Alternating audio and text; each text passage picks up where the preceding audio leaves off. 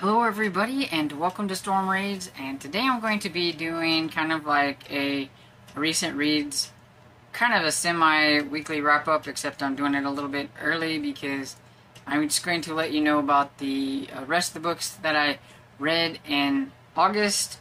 And this is going to be like the middle grade edition because I'm just going to go over all the middle grade books that I read. And all that does is skip one book, and all I put it probably with the other books that I'll be reading for the rest of, like, if I get 2 or 3 books, I'll just put it with them or something like that. It just felt out of place putting it with all the middle grade. So that's kind of my reasoning for this. Whether it makes sense or not, I don't know. But anyway, middle grade edition. And so the first book I have is The Poltergeist Problem by Betsy Ulrich. I'm probably butchering how you say her name. I don't know. But here's a line that pretty much sums up this book. It says, 1 haunted orphanage plus 2 types of ghosts plus 3 freaked out friends equals plenty of trouble. And so we have Aldo, Penn, and Jasper, 3 friends that they thought they were going to have a super boring summer. Their teachers like wanting them to write, like, what are you going to do over the summer type of things. And they have absolutely no clue what to, like, write their summer project on or whatever. And they accidentally stumble upon a ghost. They follow the ghost to this orphanage. It's a ghost kid. Then they find out, some things about, there's more than one ghost there. There are several kids, that it was an orphanage, that actually, they all grew up and, lived to be like 80, 70, 80, or whatever. But whenever they died, they ended up coming back to this place as a kid, like, their kid state, like when they were there, and they have no clue why. But they're having a problem, and they thought that if they got them some vandals, that the vandals could help them out. Well, they didn't get vandals. They got these 3 kids that are a little spooked because they're talking to a bunch of ghosts. And it come to find out, like, they can't leave the property line of where the orphanage was and then everything. And so they thought maybe if they burnt the house down that they could leave, but find out that that's not really gonna help if they can't get off the property line. So then they like, well, then you need to help us with this other problem we have. And so these ghosts, they're having a poltergeist problem.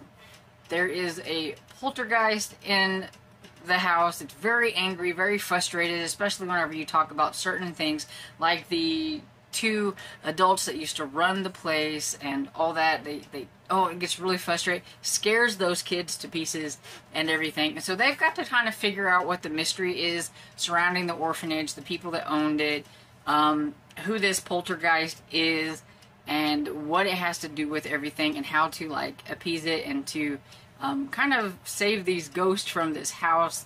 Maybe if they figure out what's going on, maybe they'll be able to leave and things like that. And so that's basically what this was about, and it was really cute, about these 3 kids who are trying to help these other ghost kids and stuff. It is, it's considered a horror book for middle grade. It can be probably a little spooky for some. Others, I think, will think it's more fun than spooky, because to me it was more of a spooky fun. When the poltergeist is mad, those are like the scarier parts of the book. But other than that, judge your young readers if you know what kind of spooky they can handle and everything. But I really think this would be a great one for, like, the Halloween time, because it was a lot of fun. Oh, and I give it 4 stars. The next book I have is The Titan Curse by Rick Riordan. It is the 3rd book in the Percy Jackson series, and doing a reread of this series. So this wasn't anything new to me. I'm trying to get caught up with it so then I can read the newest book that they're going to have come out. But also, I've never read, like, the spin-offs, and I would like to, but I kind of needed to refresh myself on this series. And basically, this one is where Percy is helping one of the Athena's hunters because, like, something happened to Annabelle when they were trying to rescue these 2 kids that are demigods that didn't know it, and they get into all kinds of trouble and everything. Can't say a whole lot because I don't want to spoil anything, but yeah, if you like this kind of stuff, you will definitely really like Percy Jackson. I'm pretty sure almost everybody knows Percy Jackson by now. But yeah, so this is a reread. I give it 5 stars. I really like this series. It's a lot of fun. So the next one I have is Terror in Shadow Canyon. This is by McMillan, and it is the 3rd book in the Monstrous series. I would say that if you like books that are kind of like the Goosebumps series, then you would like these books, because that's kind of what they remind me of. Even though it is a series within, you know, the Monstrous series, they are each separate books, so that if you're not a series reader that has to do things in order like I am, and you can jump around in the series, then you could definitely grab this one and have no problem reading it, because it's a different set of kids and circumstances and everything like that. And this one is about 12-year-old Tegan and his friends. They are with, I think, one of the friends' mother and then Tegan's father. And they have been looking for this long weekend that they're going to be camping out in the wilderness in Shadow Canyon, and they take a kind of a small path that's not really used a lot to go and find this waterfall that is out there. They follow these like orange markers that it has for you to be able to figure out where you're going. But whenever they try to make it back after they get there, the markers are missing. And they start to notice these really weird stones with some kind of markings on them that are around where they're at. They're lost. At night, Tegan swears up and down he sees like something that has a whole bunch of like eyes and everything. And yeah, he finds out that there's something out there that doesn't want them to be found because they want to eat them. And it's, as you can tell by the cover, a rather large spider. And so it's pretty much kind of a race for them to try to figure out where they are, how they can get back, how to keep these spiders from invading them, and what those discovering what those things are that they're seeing along the way. And it's kind of a story about Tegan bonding a little bit with his father, because through certain things during the story that I don't want to give anything away, you kind of find out that Tegan and his father don't really get along very well. Tegan thinks his father's embarrassing because well, first off, he's afraid of spiders, and you got these giant spiders, and he's not helping them because he's frozen. And so he's like, you know, how embarrassing that the mother has to help fend off the spider whenever, you know, you got this man here that can't do anything. And so it's a little embarrassing for him. And at one point, he gets really, really mad at his father, and he really tells his father what he kind of thinks, which kind of makes his father kind of snap out of things and kind of think things through. And basically, it's like you find out that, you know, Tegan kind of thinks that the father prefers his other brother that's not there. Like, I don't know if he was older or younger, I don't remember. And so he kind of felt left out, and then to have him feel, you know, being kind of embarrassing in front of his friends and everything, it was just like the last straw. And so, yeah, so they get to do a little bit of bonding in it, so I like that. And I enjoyed this one. I think all of them so far in this series have been a lot of fun, and I give this one 4 stars as well. It definitely was a 4-star middle grade reading week. I needed something besides romance and things like that. I just needed it. It was like downtime. Middle grade downtime. I read a whole bunch. I didn't think I was going to, but yeah, it was just a lot of fun reading them. I listened to them mainly. Okay, so the next one I have is Whispering Pines by James Praler. It has illustrations by Kevin Keeley, and this is a book, it's Exit 13 #1, and this is a book that I would suggest immersive reading with. I would get the audiobook and then either the physical book or an ebook, because every, I don't know, maybe 2 or 3 chapters, there is a little section that has almost like a graphic novel style in it. And so you get to see some really cool illustrations about the book and what's going on. The audiobook was really good, and I don't remember who narrated this one, but Mark Thompson narrated that, and he did a really good job. I should mention all the narrators. Maybe I'll write it down at the bottom, because I always forget to mention them. And I mean, they're a big part of my enjoyment of the audiobooks. I should remember to like include them. But anyway, it had special effects and things like. I don't really like when there's music while I'm listening, but it's okay if it's short and little sections and it pertains to the story. And that happened a few times. Like when something really spooky was about to happen, it would have some like eerie music in the background while they're talking. And maybe while they're in the woods, there was some like forest, like some little branches snapping on the ground and things like that. And so it really added to this a little bit, made it a little bit creepier than it probably would be if you were just reading it.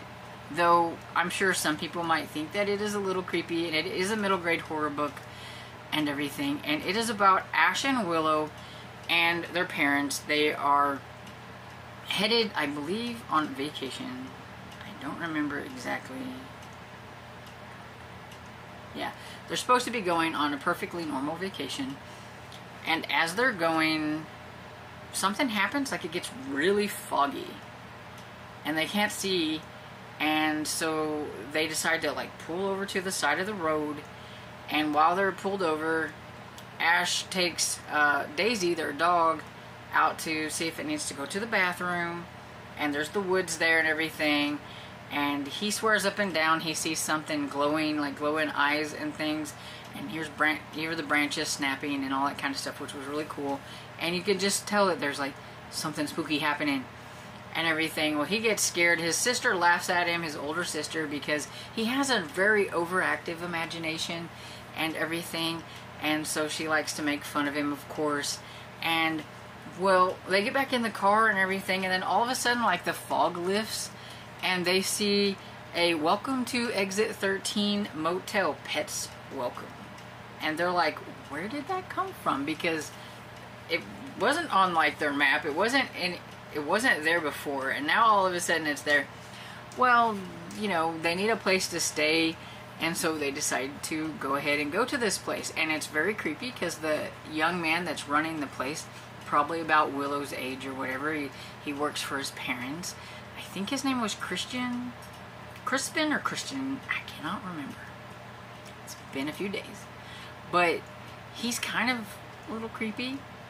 And he talks to them like he knew they were supposed to be there.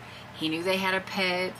He knew that there were 2 adults and 2 kids and a pet and things like that. And they're like, but we didn't make reservations here. And they're like, you know, here's your rooms, all this stuff, everything's made up. And it's like, this is really creepy, but they needed a place to stay, so they did.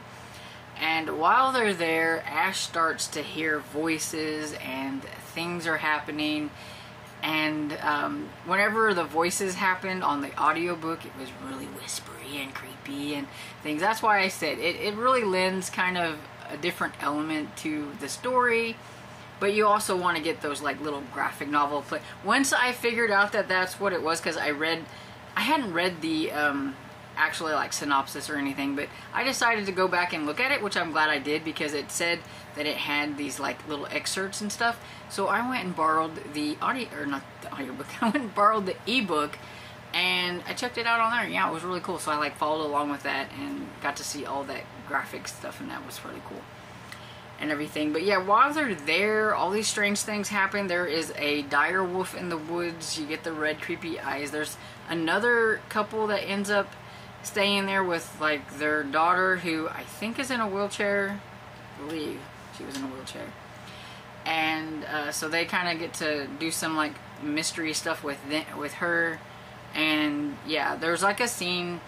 They have an empty swimming pool, and they were down in the swimming pool, and like the dire wolf was trying to like attack them, and the girl's in the swimming pool like in her wheelchair or whatever it is, and they're all trying to fight it, and you get to see like kind of what's going on in like the graphic novel section. So that was kind of cool. But yeah, some really creepy things happening. The ending definitely leaves you with a little bit of a cliffhanger because of some things that happened that were really strange. and I'm really kind of curious. See, here it says, includes black and white comic pages throughout. That's what it says. So, it is the first in a series. I was a little worried because whenever I looked at Goodreads, it doesn't have this. I hate it when that happens. It doesn't have the series up at the top. And when I got done with the book, I was like, "Ooh, this better be a series," because I don't like open-ended things, and I don't like cliffhangers either. This one came out this year. Came out in February, and so I don't know when the next book is coming out, but I kind of need it right now because I really want to know what's going to happen with Ash and Willow. I give this one 4 stars. I really did like it. And I was looking on his page to see if there was any hint of the other book and like what it's called or anything like that. And I don't know, but he's got some mystery, like kids mystery books. I may have to check them out. I've never heard of this author before. It was just one of those things where I just ran across. He must have a lot of books because he's got quite a few pages on Goodreads. I will never find the book. Finding Out Together. It's already out. It's called The Spaces in Between. It's not hooked together. That drives me crazy. I'm going to have to figure out a way to get them hooked together on Goodreads. I hate it when that happens. But yeah, it came out August 1st. Ooh. Number 2 is going to be good because it's spooky cover. It's going to be a good selection for Halloween in October whenever I host that one again. So stay tuned for that. And yeah, okay. Moving on. I need to move on to the next book. This is getting too long. Yeah.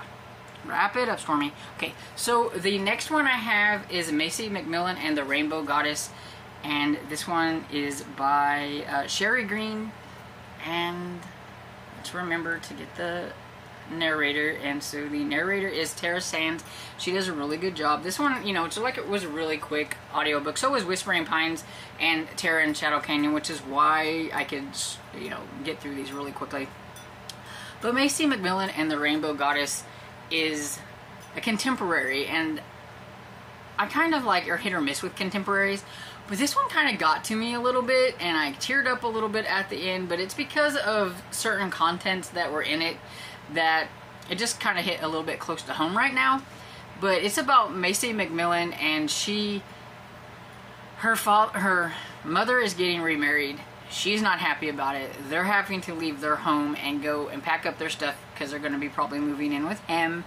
And he has 2 daughters, and so she's just not really happy. And she's deaf, and so we got some disability representation here, and she gets really upset. She gets really mad at one of her friends and takes it out on her and things, and so they're not talking, and she gets in a little bit of trouble at school. And then her mother ends up telling her that she's going to have to go next door to Iris's house, which is this older lady, and she has a for sale sign out in front of her house too. But Macy's like, it doesn't seem so bad in her house, at her house, than it does hers. And then she gets, you know, she finds out that the older lady is having some memory issues, and she's, you know, going to be moving into like an assisted living facility and everything. And so she's needing help packing up her books, and Macy likes books, so that's good. And so it's kind of their communication, because like, well, Macy's deaf and everything, like she would hold a book up and the Iris would tell her whether to put it in donated or keep, and so that's how they would do things. She holds up, I think it was La Miserere, and however you say that, and the Iris gets really animated and excited and was trying to tell her a story. And Macy's like, you know, she could read lips, but she was going too fast because she was really excited about the story she was trying to tell her. And so the next day when Macy comes back over to help her, Iris has written it all down and hands her the paper, and so she gets to learn about the story, about that book, about how Iris met this young man and everything. At the time, wasn't a young man that she ended up keeping, you know, like, or knowing, like they lost contact. That's what I'm trying to think of.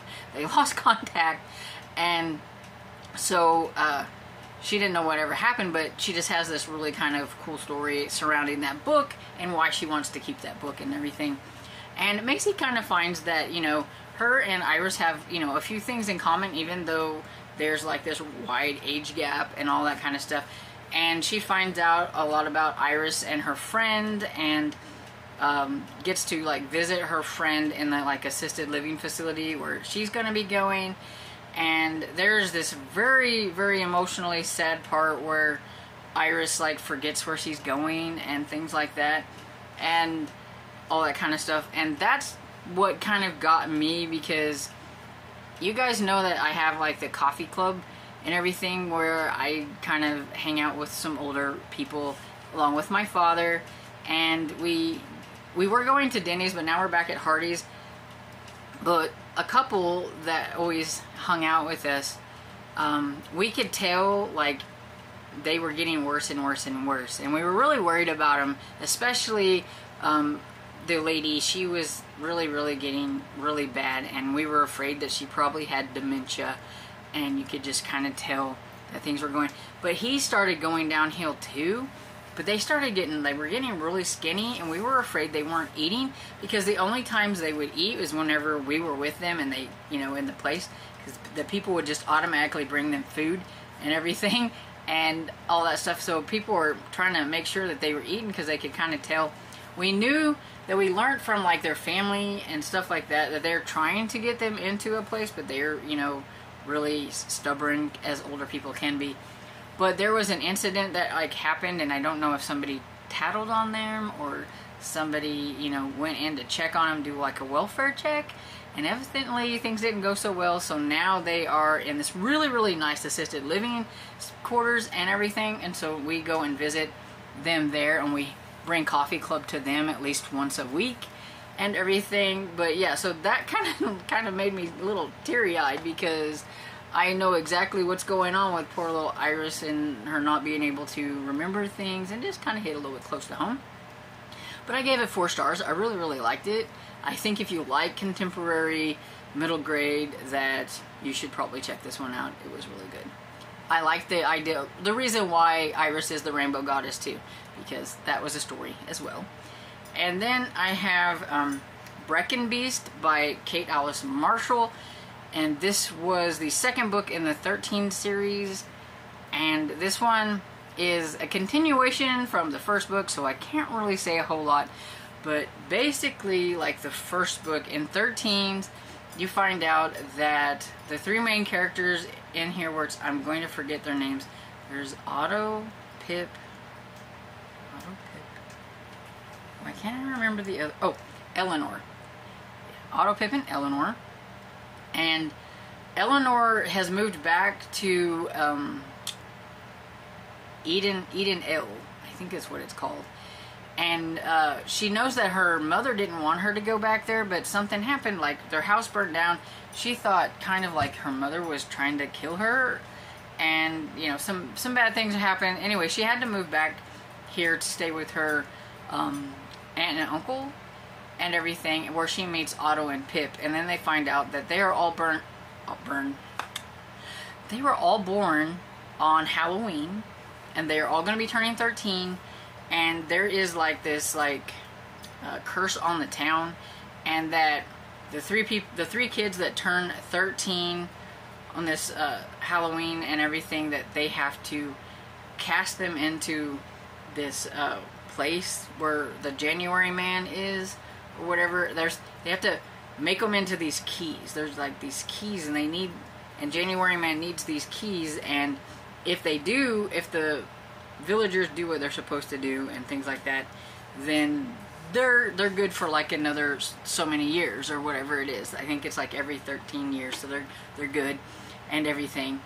And well, things didn't go quite like the villagers and the townspeople thought in the first book, and so now we've got the second book, and so we're just kind of dealing with like the aftermath of what happened there and everything. And I don't want to say anything because I don't want to spoil anything in case you haven't read it, but I liked it. I gave it 4 stars. I like Eleanor, I like Pip and Otto. I feel sorry for the kids because of some of the things that are happening. I don't want to really say, but yeah, they're having a really hard time. And there's some interesting things that happens in the second book and everything, so I can't wait to get to the third one. So that's probably going to be another book that I'm going to be reading in October, because I would like to kind of finish up the trilogy. And yeah, so I really like that one. And then the next book I have is Cat Crew, which is Dog Squad number 2 by Chris Gravenstein. And this one, it's got the same animal characters from Dog Squad. So we've got Fred, who plays Duke on TV. And there's a reason why he is playing the lead character that you have to find out about in the first book. But he's got his little squad of people. He has his little squad of dogs, but now they've got competition. There is this SEAL team something, I can't remember, SEAL squad, whatever. But anyway, it's about a bunch of SEALs, like actual SEALs, not like Navy SEAls, but SEALs. And I guess they're taking the ratings or whatever it is, and so they're like, we're going to have to come up with something different. Dog Squad's not working. And so they decide to add some cats and have the Cat Crew. And it's kind of about them trying to figure out these cats, you know, because cats and dogs don't really get along anyway. But then there's an evil cat trainer, and find out why these one cats act the way they do. And it's because she has these special collars and everything. And so they've got to kind of try to... And some of the cats and their crew are wanting to get a cat away from that person. And so, yeah, so it's all about them trying to, you know, rescue the other cats and all that kind of good stuff. And it's funny, it's cute, and everything. I give it 4 stars. Like I said, I liked all the middle grade books that I read, so it was pretty good end of August and everything, because that's my last book, so it was a pretty good end of August. And yeah, I've rambled quite a bit about these. I try not to be too lengthy, but it happens every time. Anyway, so let me know what you thought about these books, or if you've read them, let me know what you thought about them. And I hope you enjoyed this video, and if you did, please give it a thumbs up and subscribe, and I will see you all in the next video. Bye.